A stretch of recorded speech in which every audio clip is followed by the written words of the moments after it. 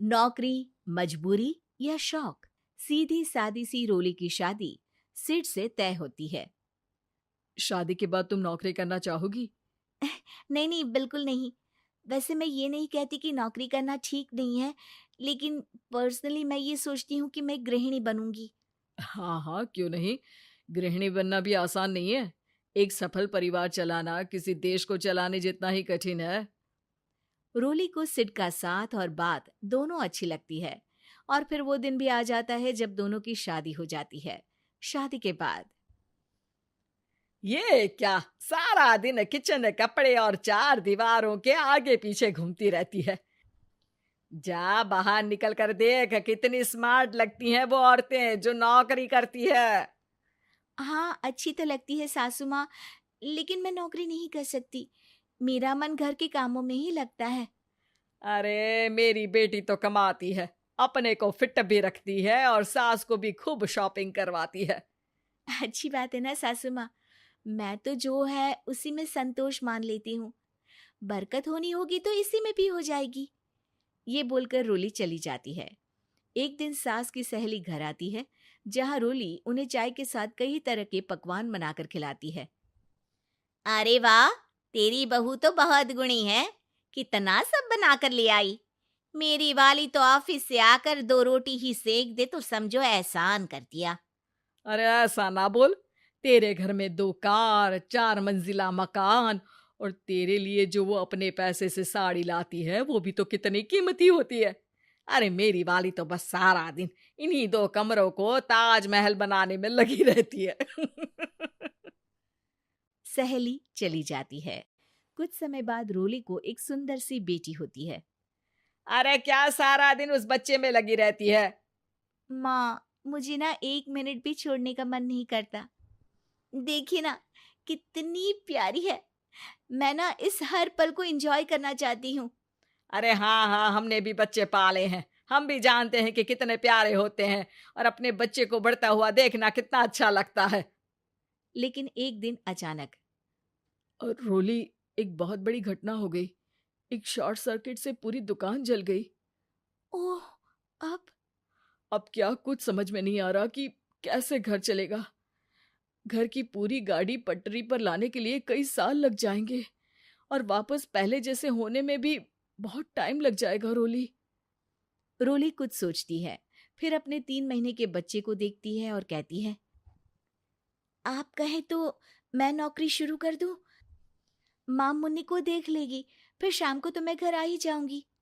सिड कुछ कहता उससे पहले ही उसकी सास वहां आ जाती है। अरे हाँ हाँ, अब भी तुझे नौकरी करने के लिए पूछना होगा। अरे घर पर इतनी बड़ी विपदा आ गई है, तू है कि बच्चे का मुंह देख रही है। अरे क्या मुझ पर भरोसा नहीं है? अरे नहीं नहीं माँ जी, ऐसा क्यों बोल रही हैं आप? फिर क्या था, सिड से पूछकर 3 महीने की बच्ची को रोली सास के पास छोड़कर चली जाती है। शाम को ऑफिस से आने पर अरे सारा दिन इसने तो चैन नहीं लेने दिया, बस गोदी में ले लेकर घूमती रही। हाथ दर्द हो रहा है। बहू को बहुत गिल्ट फील होता है, लेकिन जब वो घर की हालत देखती है तो चुप रह जाती है। ऑफिस में सहेली कहती है, अरे रोली, तेरी तो बच्ची छोटी है ना, कैसे मैनेज करती है? कैसे मतलब? घर पर रहती है वो अपनी दादी के साथ। ओ यार, कितनी अच्छी है तेरी सास। मेरी सास को जब पता चला कि मैं नौकरी ज्वाइन करने की सोच रही हूँ, वो तो सीधे अमेरिका चली गई मेरी ननद के पास। अच्छा, फिर तू कैसे मैनेज करती है? अरे मैंने तो फुल टाइम मेड रख ली है। ओहो, वो तो बड़ी महंगी होगी ना? हाँ यार, लेकिन कमाई भी तो हो रही है ना। यार, मैं तो कभी अपना बच्चा इनके मम्मी पापा के पास ना छोड़ू। प्यार दुलार में खराब कर देते हैं ये दादा दादी बच्चे को। नहीं नहीं, मुझे अपनी सास पर पूरा विश्वास है। जो मेरे पति को इतनी अच्छी शिक्षा के साथ बड़ा कर सकती हैं, वो मेरी बच्ची को कभी नहीं बिगाड़ेगी। खैर, रोली की इस सोच से उलट पड़ोसियों के बीच हाथ में बच्ची पकड़े रोली की सास कहती है, अरे क्या बताऊं, सारा दिन बहू बाहर रहती है। पहले अपने बच्चे पालो, फिर बच्चों के बच्चे। अरे अपना जीवन तो कुछ रहा ही नहीं। अरे नहाने भी जाती हूं ना तो इसे साथ रखती हूँ, कल को कहीं गिर गई या चोट लग गई तो बहू तो हमारी खाल उखाड़ लेगी ना। अरे ऐसा भी क्या डरना बहू से, नौकरी थोड़ी की है उसकी। अब क्या बताऊं, पढ़ी लिखी लड़कियां हैं आजकल की। चलो चलती हूँ, सब्जी बनाने का वक्त हो गया है। बच्चे आएंगे तो खाना तो बना मिले। सास ये बोलकर वहां से चली जाती है कि तभी रोली ऑफिस से घर पहुंचती है। बाहर पड़ोसियों को देखकर, नमस्ते आंटी जी, कैसी हैं आप? अरे बहुत अच्छी हूँ, लेकिन तेरी किस्मत तो सबसे अच्छी है। क्या सास पाई है, मोती दान किए होंगे तूने। तेरा बच्चा भी देखती है, खाना भी बनाती है। बेचारी बहुत काम करती है तेरी सास। हाँ आंटी, सही बोल रही हैं आप। अब ऑफिस भी दूर है तो आने जाने में वक्त चला जाता है। खैर चलती हूँ। हाँ हाँ बेटा जाओ, गर्मा गर्म खाना खाओ। रोली घर आती है, जहाँ सास एक बार फिर छोटी सी मुन्नी की शरारतें गिनाने में लग जाती है। अरे आज तो इसकी वजह से मुझे 2 बार कपड़े बदलने पड़े। बार बार पानी गिरा दे रही थी। दोपहर में थोड़ा सोचा कि आराम कर लूं तो दूध के लिए रोने लगी। हाय, मैं तो परेशान ही हो गई। रोली को सास की बात अब कुछ अजीब लगती है, पर वो जल्दी से कपड़े बदलकर किचन में जाकर रोटियां बनाने लगती है। सारा महीना काम करने के बाद रोली को सैलरी मिलती है।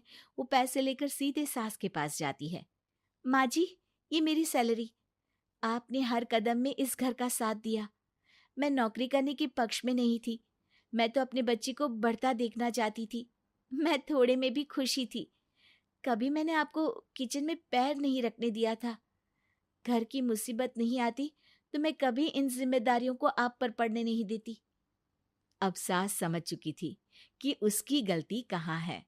हाथ में पैसे देखकर कहती है, मैं पढ़ी लिखी नहीं थी तो पति ने भी कभी पैसे हाथ में नहीं रखे।